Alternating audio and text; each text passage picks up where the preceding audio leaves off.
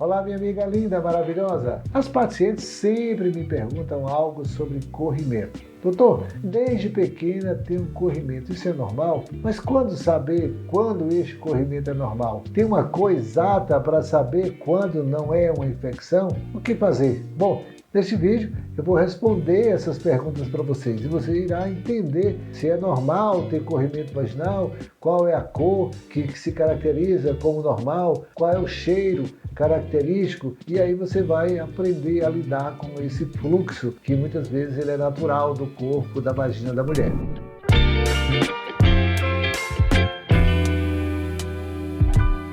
Eu sou o Dr. José Marcos Neves, sou ginecologista, obstetra e pós-graduado em medicina preventiva e fazemos esses vídeos para levar luz, informação e uma nossa contribuição para você. E aí, amigas, você tem dúvida se o corrimento que você tem é normal? Pois bem, o aparelho genital da mulher é composto pela vulva, vagina, útero, trompas, ovários, que são os genitais externos e genitais internos. A vagina, ela é recoberta por um epitélio mucoso e secretor, ou seja, produz uma secreção transparente, outras vezes levemente amarelada, sem odor e que serve para proteção, para lubrificação vaginal. Nos casos em que esse muco, que é habitual, muda de aspecto ou de cheiro, ou até produz alguma sensação diferente, como ardência, coceira, aí se faz necessária a avaliação do ginecologista, pois pode ser que se trata de alguma infecção, alguma irritação, alguma alteração hormonal e até mesmo complicações relacionadas à gestação. Corrimentos com cor diferente, cheiro, consistência e volumes diferentes do habitual podem ser causados por fungos, por bactérias, por vírus, por protozoários, por alterações hormonais. O corrimento normal ele é incolor ou levemente branco, amarelado, parece muito com a clara de ovo, sem cheiro, sem odor e dependendo do período do ciclo menstrual pode ser ou mais viscoso, mais pegajoso ou mais fluido, mais líquido. Mas como saber que o corrimento está normal? Bom, vou explicar um pouquinho para você. Quando o corrimento é branco e espesso, tipo leite cortado, está muito associado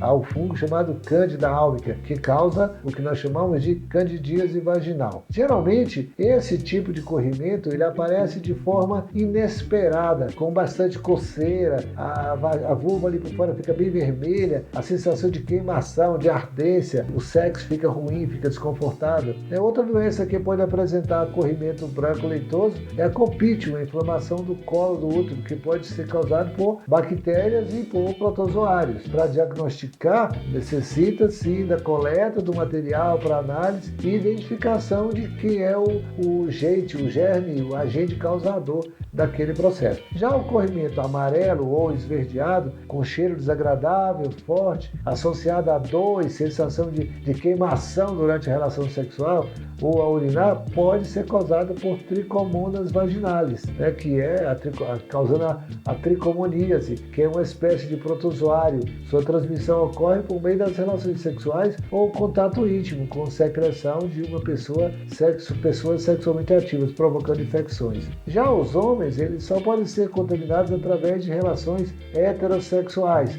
Um corrimento amarelado com aspecto de pus, pode indicar a presença de clamídia, uma doença que também é sexualmente transmissível, que pode quase não causar sintomas. Agora eu gostaria de pedir a você, que gosta do nosso conteúdo, que nos ajude a disseminar essas informações com esses conteúdos importantes. Você pode nos ajudar compartilhando esses conteúdos, dando seu like, para que a gente continue entusiasmado para produzir esses conteúdos.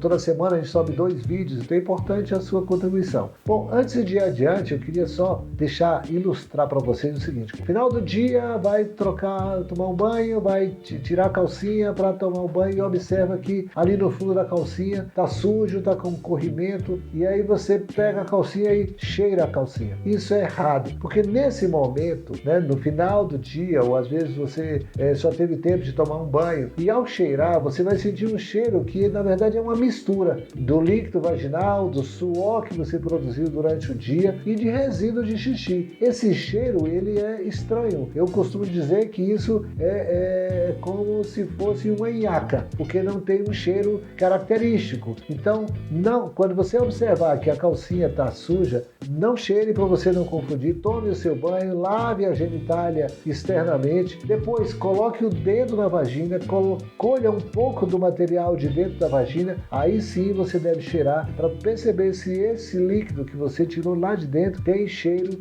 estranho ou se tem cheiro característico. Aí você vai ter uma ideia de o que está acontecendo, se é normal ou não é normal. Bem, existe o corrimento marrom que pode ocorrer pela presença de sangue menstrual. Então, se for pré ou pós-menstrual ou ocorrer em período de mudança de método contraceptivo, tipo mudança de pílula ou troca de DIU, por exemplo, não deve ser motivo para se preocupar. A presença de sangue no corrimento, exceto nas situações que eu citei, associada a sintomas como dor, odor, cheiro estranho ao urinar, deve ser avaliada quanto antes. Esse tipo de corrimento, ele também pode acontecer em situações mais graves, como por exemplo o sinal de sintoma do câncer de vagina, câncer do colo do útero, câncer de endométrio, sendo importante ir ao ginecologista quando os sintomas surgirem. O ideal é ir todo ano de maneira preventiva. O corrimento rosado pode acontecer também no início da gestação, que pode provocar o aparecimento de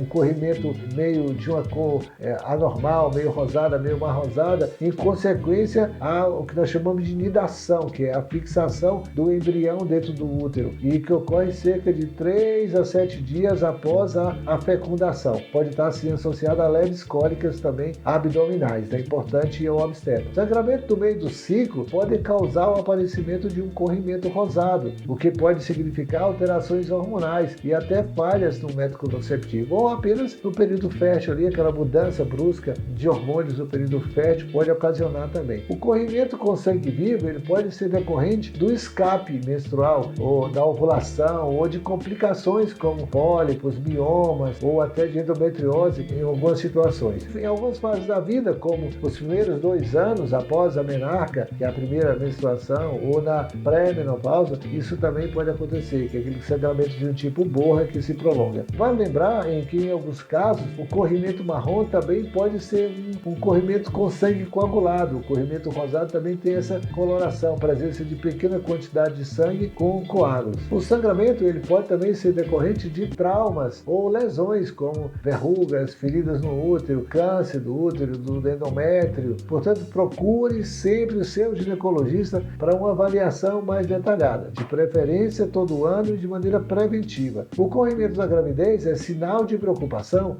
Geralmente as mulheres me perguntam isso. Nem sempre. As mudanças hormonais elas podem aumentar o volume do corrimento, que muitas vezes é normal, de aspecto e de característica normal no início da gestação. Agora, quando é rosado, aí sim pode ocorrer em virtude da acomodação no embrião. Aí a gente tem que tirar essa dúvida através da avaliação, muitas vezes por ultrassom. Corrimento com sangue devem ser sempre avaliados pelo obstetra, pois podem refletir risco para a gravidez, tá certo? Não se esqueça, corrimento marrom, amarelo esverdeado, purulento ou com odor desagradável devem ser avaliados com urgência, não se esqueça disso, pois pode ser a presença de infecção que traz risco para a mãe e também para o bebê, porque pode acontecer um abortamento. Aí eu sempre coloco nas minhas pacientes, doutor, como faço para parar o corrimento vaginal? Bom, a vagina tem a sua secreção normal, que é imprescindível para a proteção da vagina, manutenção do pH e flora normais, assim como para a relação sexual. Portanto, nem todo corrimento precisa de tratamento ou deve ser extinto, eliminado, né? Corrimentos decorrentes de infecções precisam de tratamento específico para matar, para eliminar o agente causador. A realização do exame ginecológico, ele permite o diagnóstico de traumas, de lesões, de tumores e em alguns casos de endometriose, que hoje é bem frequente. O tratamento será específico para cada condição e como o corrimento é secundário a essas alterações, ele geralmente cessa com o tratamento adequado. Manter a higiene, o uso de preservativo, evitar o uso de roupas íntimas sintéticas, roupas muito justas, podem contribuir para a redução dos episódios de corrimento anormal. E quando é que eu devo procurar um ginecologista? Bom, o ginecologista deve ser consultado sempre que houver secreção vaginal com odor ou aparência diferente do corrimento habitual. A presença de sangramento fora do período, com sintoma ou não, também deve ser investigado. Mas se tiver coceira e ardência, aí deve ser avaliado com urgência. Lembrando que a ida ao ginecologista todo ano é justamente para a detecção de, o ideal que seja preventiva também, além do que nós chamamos de prevenção primária em relação ao câncer do colo do útero, para avaliar se há alguma infecção ou não, ou algum risco disso evoluir. Então o exame ginecológico, como o Papa Nicolau, permite essa avaliação e também a avaliação de odor, de aspecto do muco, a presença de lesões